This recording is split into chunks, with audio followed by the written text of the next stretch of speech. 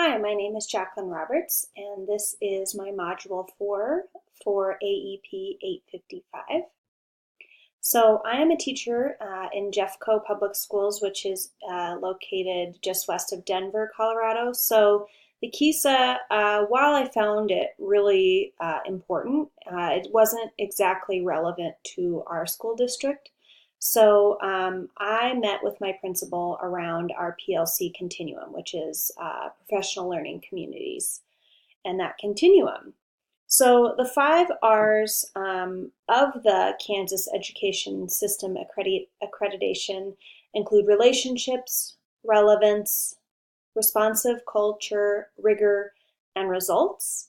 And Jeffco's PLC continuum focuses on 3 um, pieces of success criteria, which I felt like really overlapped, and those include learning for all students, collaborative culture, and focus on results.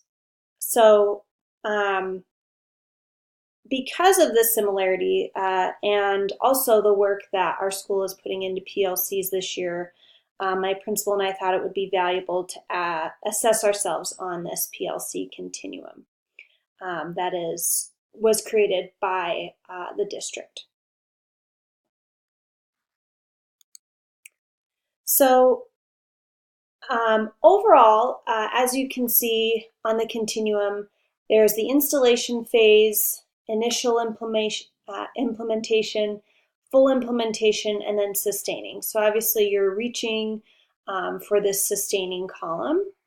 However, overall, as a school, we felt like on average we were at an initial implementation in the various standards.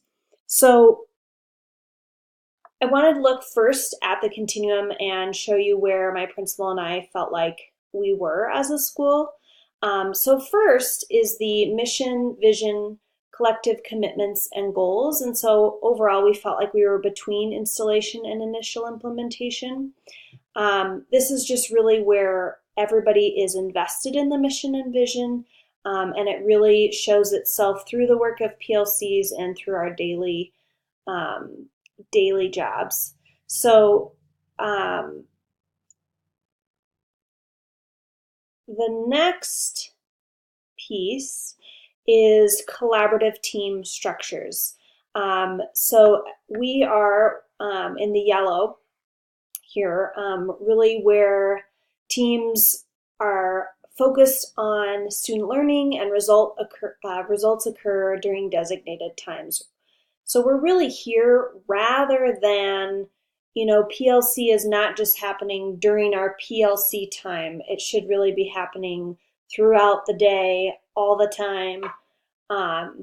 And so another big piece is our norms, that we've developed norms, we've developed and tried some protocols, but we haven't really made those a piece of our daily thing, our daily planning where we are able to revisit norms and update them and change them as needed.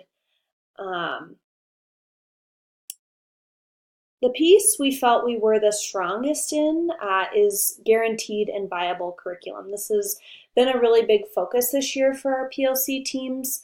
And so teams are really looking at what is required, but really prioritizing them and making sure, okay, these 3 things in this math unit are the things that our 5th graders have to know before they go to 6th grade.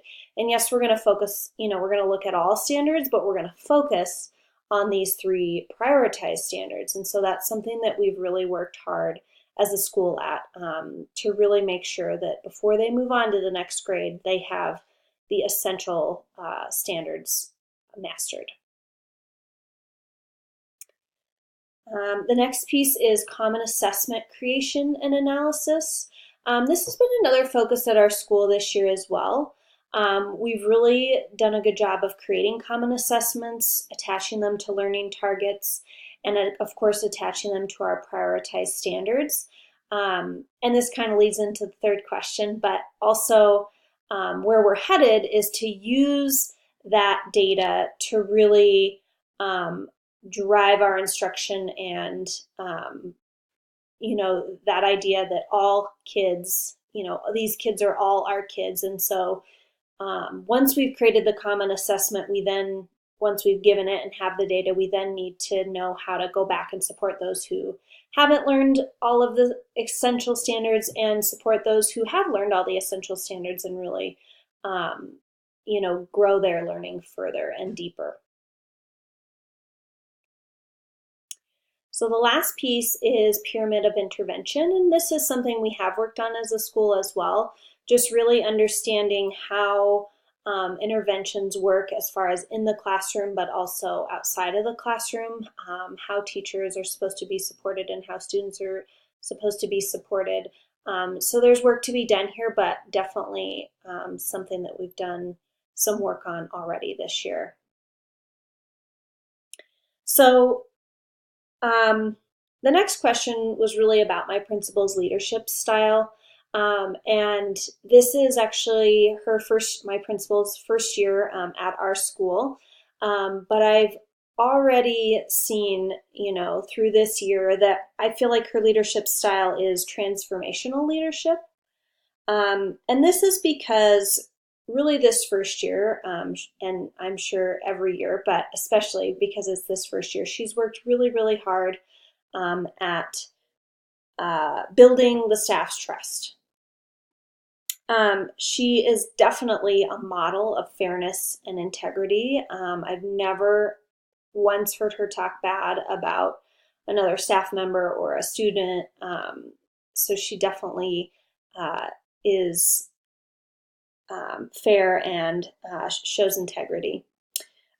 She sets clear goals and high expectations. She has made us aware of these at various staff meetings throughout the year. And she provides support and recognition. One thing that I really value about her in providing support is, when we're needing to refer a student to the office for an office referral, or things like that, she's really, really good about communicating what was, what was said, what was done, and she's really, really good about communicating with families, and really all that's involved. And then she's also provides recognition because one thing she started this year was Pass the Prospector. So we are the Positive Prospectors. That is our mascot. And so she has created Pass the Prospector, which at each staff meeting, we have this little trinket that gets passed around to different staff members who are recognized for doing various things that teachers appreciate in the school. So that's been really fun. The last question is really about where we want to go from here and what I would do. So like I mentioned, we are not as strong in collaborative team structures, and this is something I really hold near and dear to my heart. And so my principal and I felt like we actually came to this, agreement. We both said this is what we should work on kind of at the same time.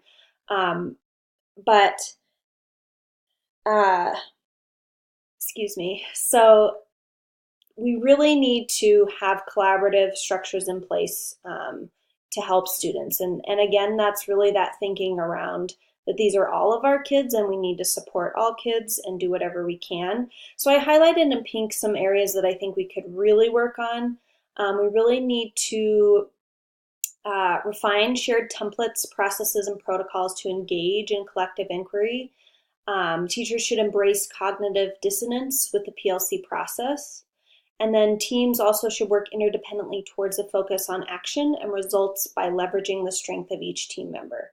So this piece is key, leveraging the strength of each team member. So if we bring back our data and we say, oh man, this teacher did a really good job of making sure that students mastered this essential skill, then maybe the next day we move kids around, and for that lesson, we make sure that each kid gets a lesson taught by that particular teacher, because obviously they were really good at getting that information across to their kids. And so that's just one example of how we can really make sure that these collaborative team structures are helping all students. The standard that I felt really hit our next steps included professional community for teachers and staff, which is standard 7, and especially C, D, and E. So again, creating that culture that teachers are mutually accountable for the effectiveness of all kids. And we really should build our professional capacity through learning from one another during PLCs and really throughout the day. Thanks a lot.